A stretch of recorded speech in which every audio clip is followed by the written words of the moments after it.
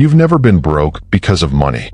Say that sentence in your head one more time, because most people spend their entire lives never understanding it. Right now, somewhere underneath the bills, the bank app, the tight feeling in your chest when rent is due, there's a program running. Quietly, constantly. And it was never about how much you earn. It's about how much you were trained to believe you're allowed to keep. Every person who has ever built real, lasting wealth crossed one specific line. Not a lucky break, not a windfall, a line inside the mind, invisible to almost everyone, obvious once you see it. And here's the strange part. You've probably walked right up to that line 100 times in your life. Close enough to feel it. Close enough to sense something was different this time. And then, without knowing why, you step back. Stay with me, because in the next few minutes, you're going to understand exactly why that happens and what it takes to finally cross that line for good. Let's go back to that line for a moment, because before you can cross it, you have to understand what it actually is. Napoleon Hill spent 20 years studying the most successful men of his era, industrialists, inventors, self-made millionaires who started with nothing but an idea and a stubborn refusal to quit. And after 2 decades of interviews, patterns, failures, and comebacks, he arrived at something that surprised even him. The wealthy weren't smarter. They weren't luckier. They weren't working harder than the man drowning in debt 3 streets over. They had simply stopped negotiating with their own doubt. Think about that phrase for a second. Negotiating with doubt. Because that's exactly what happens every single time you get close to a bigger opportunity, a bolder move, a version of your life that pays you what you're actually worth. A voice shows up, quiet at first, reasonable sounding. It doesn't scream you'll fail. It's smarter than that. It says things like, now isn't the right time. You should wait until you're more prepared. People like us don't get opportunities like that. And here's what almost nobody tells you. That voice isn't protecting you from failure. It's protecting a version of you that your mind has already decided is safe, familiar, predictable, even if that version is broke. This is where it gets interesting, because your brain was never designed to make you rich. It was designed to keep you alive. 2 very different jobs. Survival and abundance actually operate on separate systems inside you. And most people spend their whole lives running the survival system when they're not in danger anymore. Picture a man driving the same route to work every single day for 15 years. He doesn't think about the turns anymore.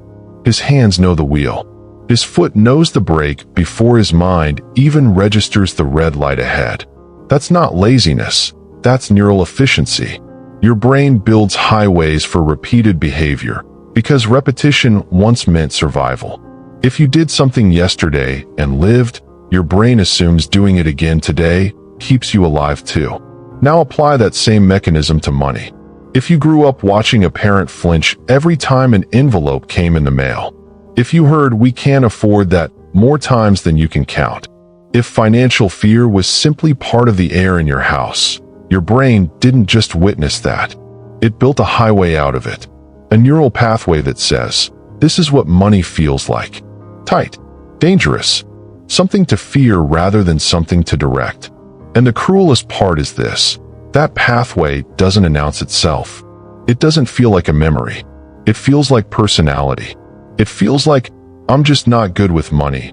Or, I've never been the type to take big risks. You mistake the highway for who you are. Hill wrote about this using a different language, back in a different era. He called it the difference between a drifting mind and a definite mind. A drifting mind reacts. It absorbs whatever fear or scarcity was modeled to it as a child, and it repeats that pattern on autopilot, generation after generation, never once questioning where the belief actually came from. A definite mind interrupts the pattern, not through force, through awareness.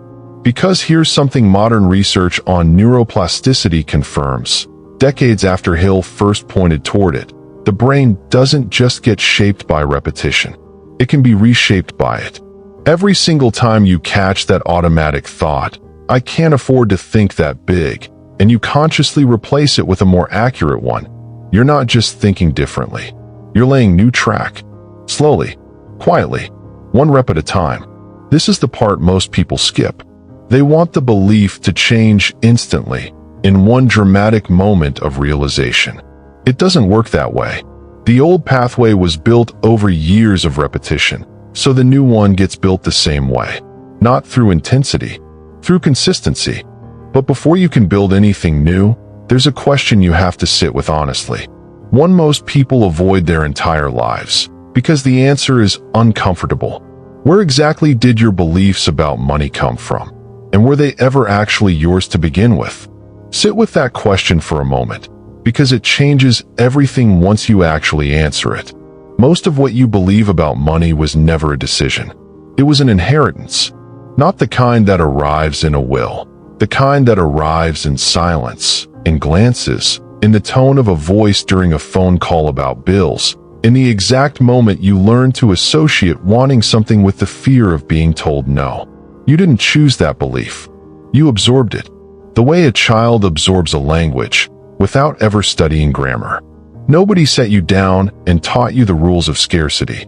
You picked them up by watching, by feeling the tension in a room, by noticing what got celebrated and what got avoided in conversation. And here's the part that tends to catch people off guard. Those beliefs were never really about money at all. They were about safety. Every family, every household, develops its own unspoken agreement about how much is safe to want, how much is safe to earn, how much attention it's safe to draw to yourself by doing well. Step outside that agreement, even slightly, and something inside you starts to feel exposed. Unfamiliar. Almost like you're breaking a rule nobody ever actually wrote down. This is why so many people self-sabotage right at the edge of a breakthrough. Not because they don't want success. They want it desperately. But some quieter part of them associates that success with becoming someone unrecognizable to the people who raised them. Unrecognizable to the version of themselves that felt safe. Think about a man who finally gets the promotion he's worked years for. The raise is real. The title is real. And yet, within weeks, something strange happens. He starts second-guessing decisions he used to make with confidence. He feels like an outsider in rooms he technically belongs in now. Some part of him is quietly waiting to be exposed as a fraud. Not because he isn't capable, but because the identity of successful doesn't match the internal blueprint he's carried since childhood.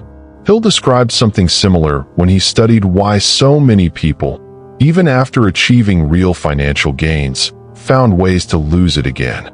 He noticed it wasn't a lack of skill that pulled them back down. It was an internal thermostat, a self-image that had a ceiling built into it. And the moment their external results rose above that ceiling, something inside them worked, consciously or not, to bring things back down to a familiar temperature. You are always, whether you realize it or not, living up to or down to your self-image. Not your goals, not your vision board. Your actual, quiet, private belief about who you are and what you deserve. And this is where most advice about money completely misses the point. It tells you to work harder, save more, invest smarter. All useful, none of it addressing the thermostat. You can learn every strategy in the world, and if your internal setting is still calibrated for scarcity, you will find a way, consciously or not, to return to it. Not because you're weak, because your mind is doing exactly what it was trained to do, protect the familiar. So how does someone actually shift the thermostat instead of just fighting the temperature every single day? It starts with something deceptively simple, something Hill placed at the very center of his life's work. The idea that thought, held with enough clarity and emotional intensity, begins to shape behavior in ways the conscious mind doesn't even notice. Not magic, not wishing, repetition with feeling attached to it. Because your subconscious doesn't evaluate whether a thought is true. It evaluates whether a thought is familiar. And familiarity is built through repetition, the same way that highway in your brain got built in the first place. This means the fastest way to change your financial reality isn't a new strategy. It's a new internal conversation, repeated with enough consistency that it stops feeling foreign and starts feeling like you. But repetition alone isn't enough. There's a second ingredient, one people almost always underestimate, because it sounds too simple to matter. That second ingredient is decision. Not motivation, not inspiration. Decision, in the oldest, most literal sense of the word. To decide originally meant to cut away, to cut off every other possibility until only one path remains. Most people never actually decide to build wealth. They wish for it. They hope for it. They set vague intentions and call it a goal. But wishing and deciding live in completely different parts of you, and your subconscious can tell the difference instantly. Think about the difference between someone who says, "I'd like to get in better shape," and someone who says, "I'm training for a marathon in 6 months." Same general direction, completely different internal commitment. One is a passing thought. The other restructures a calendar, a set of habits, a daily identity. Wealth works the same way. A vague desire for more money gives your mind nothing to build toward. It's fog, but a clear, specific, emotionally charged decision that gives your mind a target it can actually organize itself around. Hill called this definiteness of purpose, and he considered it the starting point of every fortune he ever studied. Not talent, not connections. A burning, specific decision about exactly what a person intended to create, held so clearly that the mind stopped wandering and started working. Here's why this matters more than it sounds like it does. Your subconscious is always working on something. Right now, in this moment, it's working on something. The question was never whether it's active, it's always active. The question is what you've handed it to work on. Leave it without clear instruction, and it defaults to whatever pattern is most familiar, which, for most people, means it keeps working on scarcity, on worry, on the same tired loop of, how am I going to cover this? Give it a decision instead, something specific and real, and it starts quietly working on that instead, solving for that instead, noticing opportunities related to that instead, opportunities that were always there, but invisible to a mind that wasn't looking for them. This is something people underestimate constantly. The way a decided mind starts to notice things an undecided mind simply filters out. You felt a version of this before. You buy a certain car, and suddenly you see that exact model everywhere on the road. Nothing about the world changed. Your filter changed. Your mind decided that information mattered, and it started surfacing it. Wealth-building opportunities work exactly the same way. They were always around you. The conversation, the idea, the connection, the small risk worth taking. But an undecided mind, a foggy mind, filters all of it out as background noise. A decided mind hears the signal.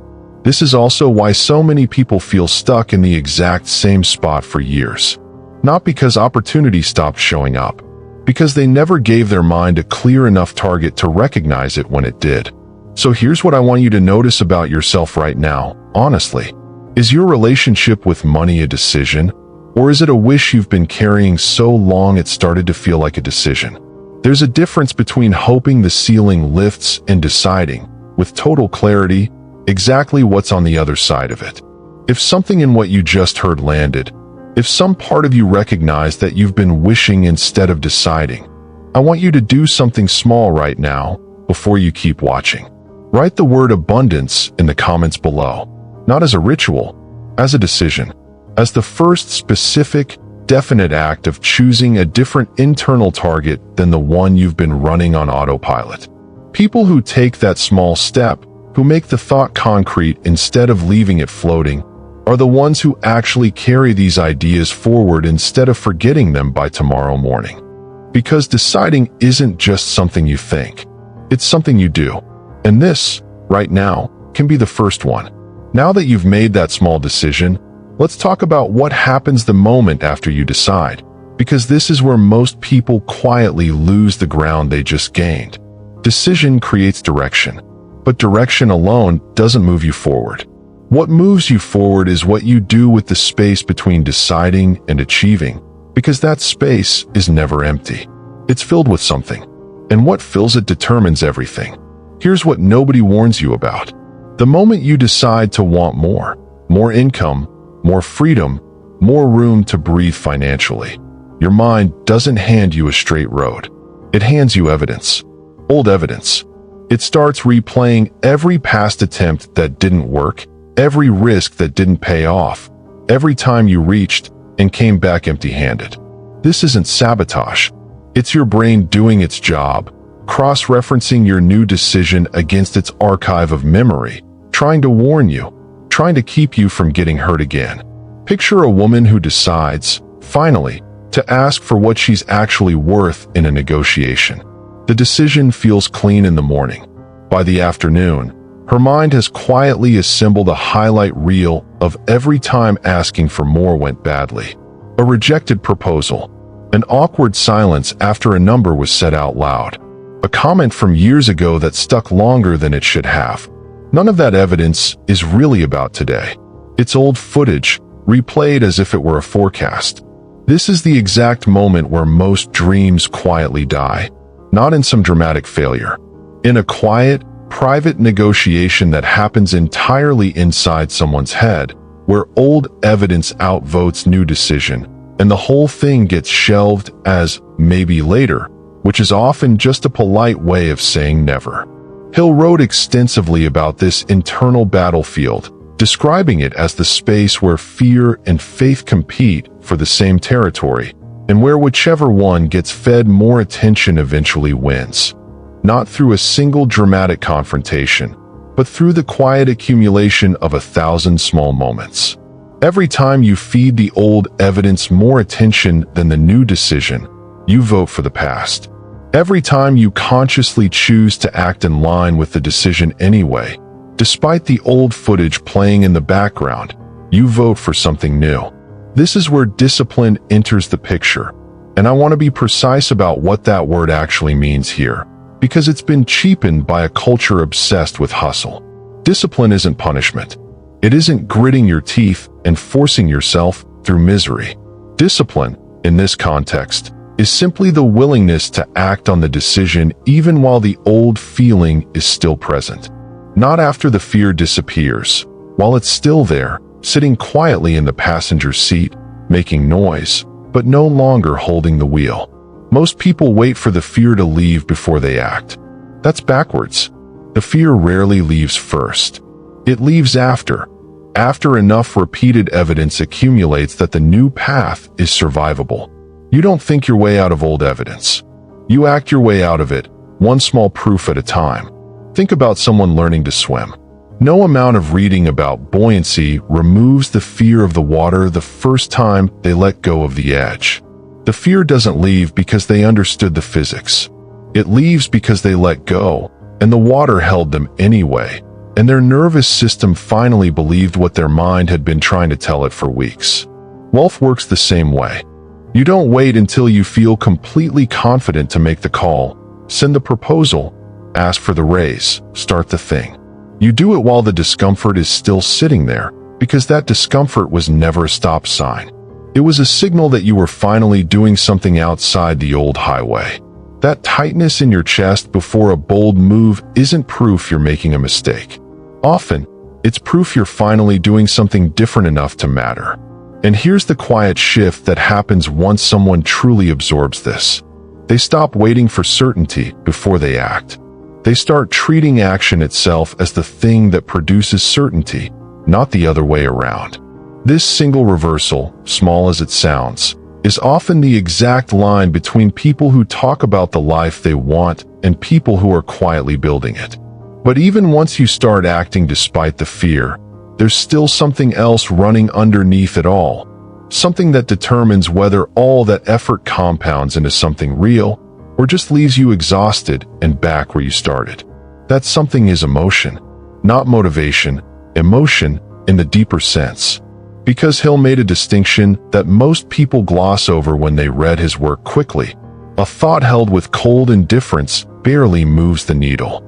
A thought held with genuine feeling behind it becomes something closer to instruction. Your subconscious doesn't respond strongly to information. It responds to charged information, thought fused with emotion, repeated until it becomes belief. This is why simply thinking positive rarely changes anything on its own. Reciting a sentence you don't actually feel is like sending a letter with no address on it. It goes nowhere. The words are right, but there's no weight behind them, nothing pulling them toward becoming real. You've probably experienced this yourself, saying something like, "I deserve financial success," in a flat, mechanical tone, and feeling absolutely nothing shift inside you. That's not because the idea is wrong. It's because it was delivered without the one ingredient that makes it land. Now compare that to a moment of genuine, earned emotion. Think about the last time you felt real pride, not performed pride, the quiet kind. After finishing something difficult you weren't sure you could finish. That feeling didn't need repetition to imprint itself. It happened once, and you remember it clearly, maybe years later, in detail. That's what emotion does. It takes a single experience and carves it deep enough to become permanent.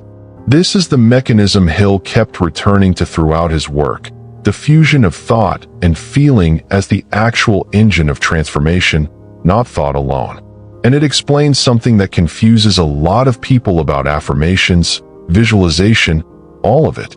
These tools don't fail because they're nonsense. They fail because most people perform them without the emotional charge that makes them functional. They say the words and skip the feeling, then wonder why nothing changes. So what does emotional charge actually look like in practice, stripped of anything mystical or performative? It looks like this.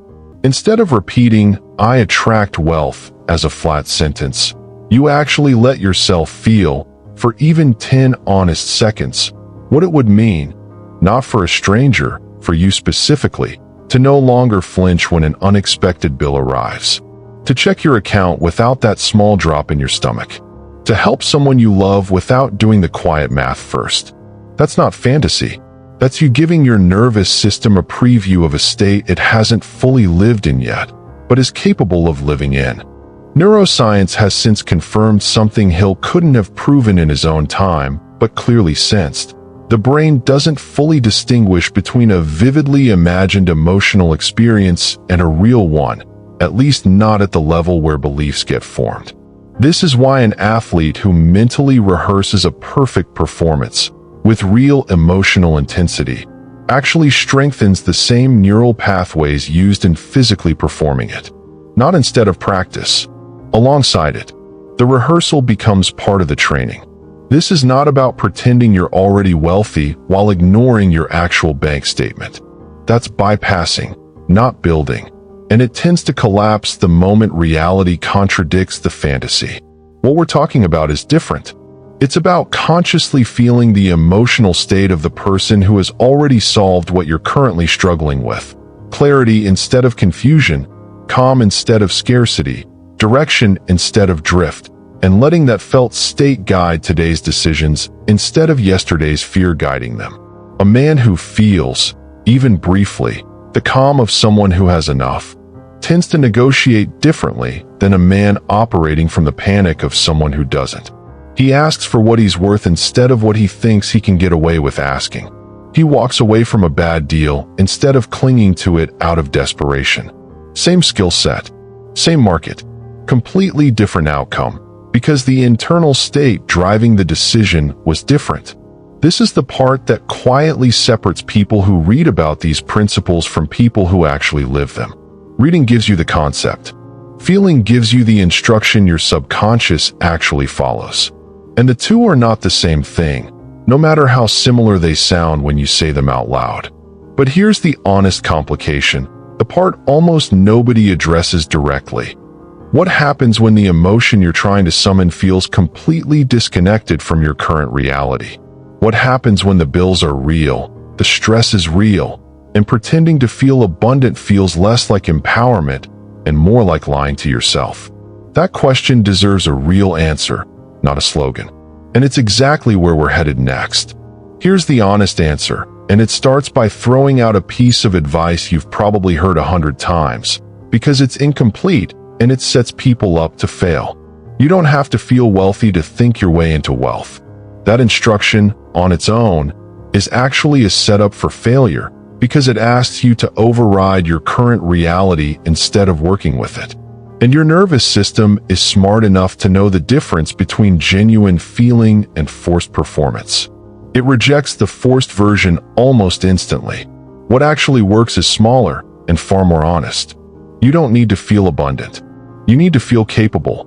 Those are two different emotional states, and confusing them is where most people get stuck. Capability doesn't require you to ignore your bank statement. It only requires you to remember, honestly, a moment, any moment, where you handled something difficult and came out the other side functioning. Not perfect, functioning. Think about a specific time you solved a problem that once felt unsolvable. Maybe it was smaller than money. Maybe it was a relationship you repaired, a skill you built from nothing, a situation you were sure would break you and somehow didn't. That memory is real. It happened.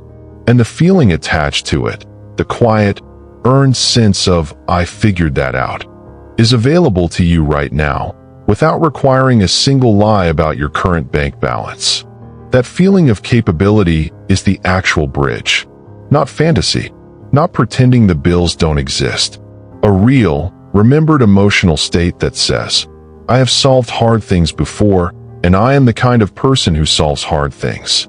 That belief, repeated and reinforced with real memory behind it, is what Hill was actually describing when he talked about faith. Not blind hope that ignores circumstances, but an earned, functional confidence that you are equipped to handle what's ahead, built from evidence you already have, even if that evidence has nothing to do with money. This reframe changes everything, because it means you don't need to wait for external proof of wealth before you can access the internal state that builds it. You already have proof of capability somewhere in your history. The work isn't inventing a feeling from nothing. It's redirecting a feeling you've already earned toward a new target. And this is where the two ingredients finally meet: decision and feeling, aimed at the same place, repeated with enough consistency that they stop feeling like effort and start feeling like identity. This is the actual mechanism, not luck, not a secret formula hidden from most people. A specific, learnable internal process that quietly separates the people who keep circling the same financial ceiling from the people who finally rise past it. If you've stayed with me until this point in the video, it's because you're committed to creating a life of abundance and success. That's why I invite you to subscribe to the channel. Every video here is designed to help you develop the mindset that attracts wealth, prosperity, and new opportunities every single day. Because what we're about to get into next, the part most people never learn, the part that turns internal shift into external results. That's where the real transformation actually happens. So let's talk about that turn, the exact place where internal shift starts becoming external result. Because this is the part almost every book on the subject leaves vague, as if it happens automatically once your mindset is right. It doesn't. Belief creates readiness. It doesn't create outcome. Readiness still has to walk through a door, and that door is almost always smaller, plainer, and less dramatic than people expect. This is one of the most quietly disappointing truths in this entire subject, and also one of the most freeing, once you actually accept it. You've probably imagined the moment your financial life changes as something cinematic, a single defining opportunity, a big break, a moment everyone would recognize as significant if they were watching your life like a film. That's not usually how it arrives. It arrives disguised as something forgettable, a conversation you almost skipped, an email you nearly left unanswered for another week, a small, unglamorous task that felt beneath the size of what you were hoping for. Hill noticed this pattern constantly in the men he studied. That opportunity rarely knocks wearing a sign that says, "This is it." It shows up dressed as inconvenience, as extra effort, as something easy to postpone. And the people who built real wealth weren't the ones who waited for an obviously perfect opportunity. They were the ones who treated ordinary moments as if they might be disguised ones, and acted accordingly, consistently, long before there was any proof it would matter. Think about a man who spends 18 months building something on the side, after work, with almost nothing to show for it. No traction, no clear sign it's working. From the outside, it looks like stubbornness, maybe even foolishness. But something is happening beneath the surface that isn't visible yet. Momentum that compounds silently before it ever compounds visibly. Then, in month 19, something shifts. Not because month 19 was special, because 18 months of unglamorous repetition finally crossed a threshold that had been building the entire time, invisible until it wasn't. This is where most people quit, right before the invisible becomes visible. Not because they lack ability, because they were measuring progress the wrong way, expecting a straight line when growth in almost every area of life, financial or otherwise, moves more like a staircase hidden inside a slope. Flat, flat, flat. Then a sudden step up that looks sudden from the outside, but was being built the entire time underneath. This is why consistency matters more than intensity, and why so many people misunderstand what discipline is actually for. It's not for the big, dramatic moments. Anyone can rise to a big moment. Discipline is for Tuesday afternoon, when nothing is happening, when there's no evidence yet, when quitting would look completely reasonable to anyone watching from the outside. That's the actual test, not the crisis. The boredom. Hill described persistence as the one quality separating people who eventually reach their goal from people who, almost identical in ability, quietly give up right before the tipping point they couldn't yet see. And what's striking, reading through the patterns he documented, is how often the difference between the two groups wasn't talent, timing, or even luck. It was simply who kept moving during the flat part of the staircase. Here's something worth sitting with honestly. Somewhere in your own life right now, there might be a flat stretch you've mistaken for a dead end. A project that hasn't paid off yet. An idea you stopped mentioning out loud because nobody seemed to take it seriously. A skill you started building and quietly abandoned when the early results felt too small to justify the effort. It's worth asking yourself, was that actually a dead end, or was that simply the flat part of a staircase you stepped off of too early? This isn't about blind persistence either, continuing at something that's genuinely wrong for you just to prove a point. That's a different trap entirely, one we'll get into. This is about recognizing the specific shape that real progress actually takes, so you stop mistaking the quiet, unglamorous middle for failure. Because once you understand that shape, something else becomes necessary, a way of protecting your decision during that flat stretch. Since that's exactly when most people are most vulnerable to giving it up. That protection has a name Hill used often, and it's more practical than it sounds, the mastermind principle. Not a mystical concept. A simple, almost mechanical observation about human psychology. Your environment either reinforces your decision or slowly erodes it, and there is very little neutral ground in between. Think about the last time you got genuinely excited about a new direction, a business idea, a bold financial move, a plan to finally change something long overdue, and shared it with someone close to you. Now remember their reaction. Some people lean in, ask real questions, get quietly energized alongside you. Others, often without meaning any harm at all, respond with caution dressed as concern. Are you sure that's a good idea? Isn't that risky? What if it doesn't work out? Here's what makes this so dangerous. That second reaction rarely comes from malice. It usually comes from love, filtered through someone else's fear, someone else's ceiling, someone else's highway built from their own history with money. They're not trying to sabotage you. They're projecting their own scarcity template onto your decision, genuinely believing they're protecting you from disappointment. But your subconscious doesn't parse intention. It just absorbs repeated input. And repeated exposure to doubt, even well-meaning doubt, quietly erodes the emotional charge behind a decision, one polite conversation at a time. This is why Hill placed such enormous weight on who a person surrounds themselves with while building something significant. Not because other people control your outcome, because they shape the emotional environment your decision has to survive in. and a decision held with real feeling, exposed daily to indifference or doubt, tends to lose its charge the way a coal loses heat once it's pulled from the fire and left alone.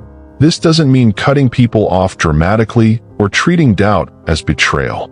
Most people offering caution genuinely believe they're helping. It means becoming aware, clearly and honestly, of where you're getting your emotional fuel from, and making sure you're not spending more time in rooms, real or digital, that quietly confirm scarcity than you spend in moments that reinforce the decision you already made.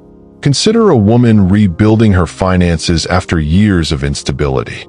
Every conversation with one particular relative leaves her feeling smaller, more cautious, more convinced that reaching higher is naive. Every conversation with a mentor she found later leaves her feeling like the ceiling she'd accepted was never actually real. Same woman, same financial reality. Two completely different emotional states, depending entirely on which room she was standing in that day. Multiply that by months, by years, and you start to see how much of what people call mindset is actually just accumulated exposure, an average of the rooms they spent the most time in. This is also why isolation is quietly dangerous during a season of decision. Not because you need constant validation, that's a different problem entirely, but because an idea held alone, with no reinforcement, has to generate all its own emotional charge indefinitely, and almost nothing can sustain that alone forever. Even the most disciplined person benefits from at least one voice, one relationship, one source of honest reinforcement that treats the goal as real instead of naive. You don't need a room full of people.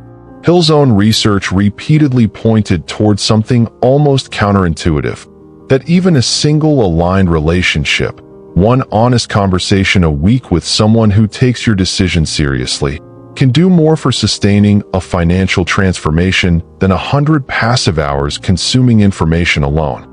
This raises an honest question worth asking yourself, quietly, without judgment. Who have you been letting narrate your financial future? And does that voice actually believe in the version of you that's trying to emerge?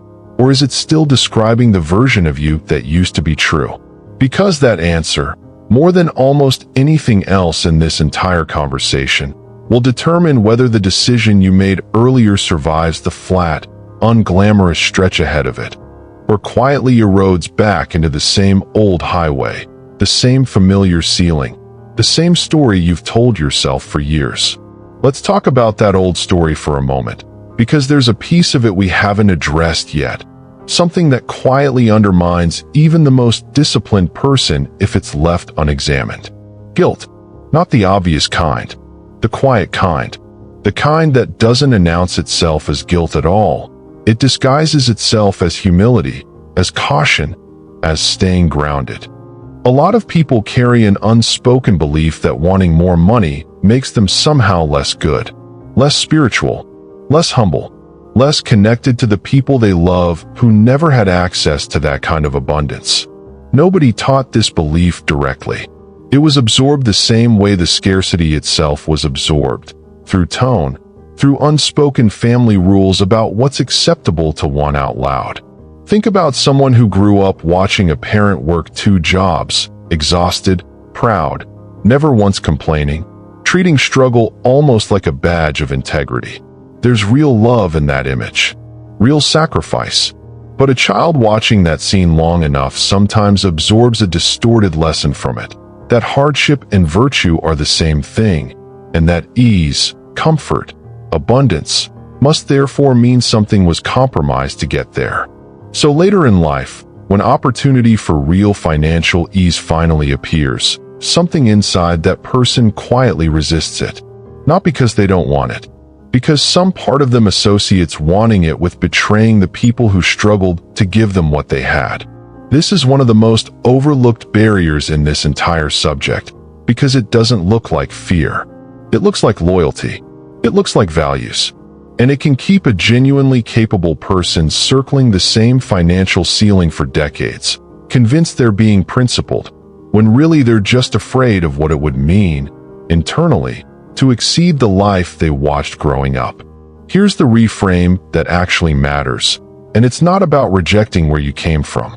It's about separating two things that got fused together without your permission. The love and respect you have for the people who raised you, and the belief that their struggle was somehow noble in a way your ease would not be. Those are not the same thing. You can honor someone's sacrifice completely, feel genuine gratitude for it, and still build a life that doesn't require the same sacrifice repeated in you. In fact, the clearest way to honor that sacrifice is often to make sure it wasn't for nothing, to become proof that the struggle led somewhere, rather than proof that struggle is simply what your family does. Hill touched on something adjacent to this when he wrote about the transmutation of emotion, the idea that difficult experience isn't meant to be preserved as identity, it's meant to be converted into fuel. A parent's hardship doesn't have to become your inherited ceiling. It can become the exact reason you refuse to stop at the first sign of comfort, not despite what they went through. Because of it, this distinction changes the entire emotional weight of building wealth. It stops being an act of leaving people behind and starts becoming an act of finishing something they started, whether they ever said that out loud or not. The guilt loosens its grip the moment you realize abundance was never a betrayal of where you came from. It was always meant to be the continuation of it. There's one more layer to this, though, something quieter, harder to name, that sits underneath even the guilt. A question most people never ask directly, because asking it out loud feels almost too exposing. What if you actually got everything you said you wanted? Sit with that question honestly for a second, because most people flinch away from it before they even finish reading it. It sounds like a strange thing to fear, getting what you asked for. But underneath the surface, for a lot of people, real success carries a quiet, unspoken cost, the fear of no longer having an excuse. Right now, if things haven't worked out financially, there's a kind of shelter in that. A story that explains it. The economy, the timing, the people who didn't help, the chances that didn't come. As long as the outcome hasn't arrived yet, the story stays intact, and the story is, in a strange way, safer than the outcome, because the story can't fail. Only attempts fail. The moment you actually commit fully, decision made, feeling engaged, action taken consistently, environment protected, there's no longer anywhere to hide if it doesn't work. That's terrifying in a way most people never say out loud, even to themselves. It's often easier to almost try than to fully try, because almost trying leaves the excuse intact. Fully trying puts everything on the line, including the story you've been telling yourself for years about why things haven't worked out yet. This is the real reason so many people sabotage themselves right at the edge of a breakthrough, the same edge we talked about earlier. Not because they're incapable, but because succeeding fully means giving up the identity of someone who almost made it, someone who was always one break away, someone whose potential was never actually tested against reality. That identity, as uncomfortable as it is, comes with its own strange comfort. Potential is safe. Potential can't be disproven. Only attempts can be. Think about someone who spent years describing themselves as someone who could succeed at something, if only circumstances were different. There's a quiet safety in that word, could. It protects a version of them that never has to be tested. The moment they actually commit fully, that protection disappears. Now it's not about what they could do. It's about what they actually did, in full view, with no more excuses left standing. This is why he'll emphasize something that sounds almost too simple to matter. That definiteness of purpose has to be paired with what he called burning desire, not a mild preference, but a one intense enough to survive the discomfort of no longer having an excuse available. Because a weak want gets quietly protected by the identity of almost. A strong enough one is willing to burn that identity down completely, accepting the risk that comes with a real, undisguised attempt. Here's what's worth asking yourself honestly, without performing the answer for anyone, not even yourself. If you removed every external obstacle right now, the timing, the money, the people who didn't help, would you actually know what to build? Or has the obstacle, quietly, become part of the identity too? Something to lean on. Something that explains the gap without requiring you to test whether the dream was ever real to begin with. This isn't meant to feel harsh. It's meant to feel honest, because honesty is the only thing that actually dissolves this particular trap. The moment you can name the fear of no excuses left, not judge it, just name it clearly, the way you'd name any other pattern we've walked through together, it starts to lose the quiet power it had while it stayed unnamed and unspoken. Because everything we've talked about, the inherited beliefs, the internal thermostat, the decision, the feeling, the persistence through the flat stretch, the environment that protects it, the guilt that quietly resists it, all of it eventually arrives at this single, final threshold. The line from the very beginning of this conversation, the one you've walked up to more times than you probably remember. And now, finally, it's time to talk about what it actually takes to cross it. So let's go back to where we started. That line, the one you've walked up to more times than you can count. Close enough to feel the shift in temperature, close enough to sense that this attempt might be different, and then, without fully understanding why, you step back. You understand why now. You step back because a highway built in childhood was pulling the wheel before your hands ever got there. Because a thermostat calibrated by a household you didn't choose kept quietly correcting you back to a familiar temperature. Because wishing was mistaken for deciding, and a foggy mind can't recognize an opportunity it was never told to look for. Because old evidence kept getting more attention than the new decision, and whichever one gets fed the most wins.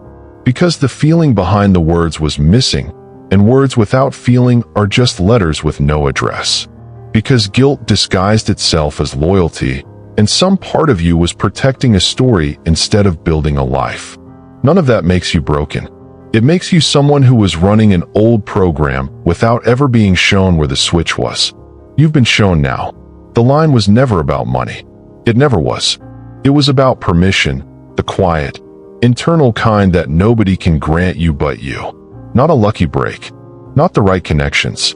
Not waiting for circumstances to finally feel safe enough.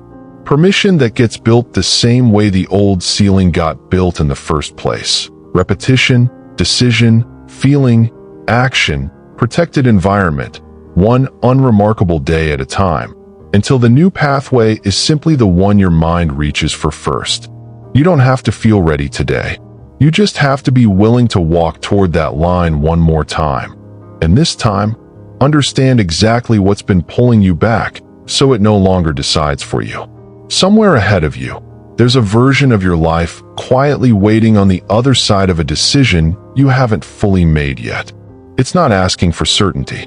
It never was. It's only asking for one honest step, taken while the old feeling is still sitting in the passenger seat, still making noise, no longer holding the wheel. Cross the line. If this found you today for a reason, follow the channel and share it with 5 people who need to hear exactly this right now.